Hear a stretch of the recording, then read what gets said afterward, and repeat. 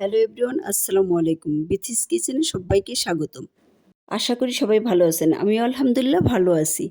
আমি কচুগুলোকে লম্বা আকৃতি করে টুকরো টুকরো কেটে নিয়েছি। তারপর এপাশ ওপাশ করে কুচি কুচি করে কেটে নিয়েছি। এরকম একটু টান দিলে লম্বা হবে। এবার একটি বেটার গুলিয়ে নিব। নিয়ে নিলাম 3 টেবিল চামচ চালের গুঁড়া, 2 চা চামচ মরিচের গুঁড়া, 1 চামচ হলুদের গুঁড়া, 1 চামচ ধনিয়া গুঁড়া, স্বাদ মতো লবণ। এবার দিয়ে দিলাম জিরে বাটা 1.5 চা চামচ, রসুন বাটা 1.5 চা চামচ, এই সাথে কয়েকটা কাঁচামরিচ বেটে দিয়েছি। এইটুকু কচুর জন্য আমি এতটুকু পরিমাণ মশলা দিলেই হবে। পর কচুর টুকরাগুলো বেটারের মধ্যে ভালোভাবে মাখিয়ে নিয়েছি। এবার চুলায় একটি কড়াই বসিয়ে দিয়েছি। তারপর 1.5 কাপের মতো তেল দিয়ে দিছি।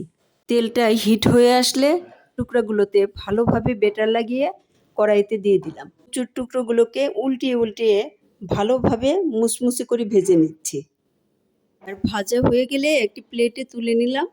এই তো ভেঙে দেখাচ্ছি আপনাদের কেমন কেমন মুচমুচে করে ভেজেছি। সম্ভব মজার এই রেসিপিটি যদি আপনাদের ভালো লেগে থাকে তাহলে একটা লাইক, কমেন্ট, শেয়ার দিয়ে আমার পাশে থাকবেন। সবাইকে ধন্যবাদ এতক্ষণ ভিডিওটা দেখার জন্য।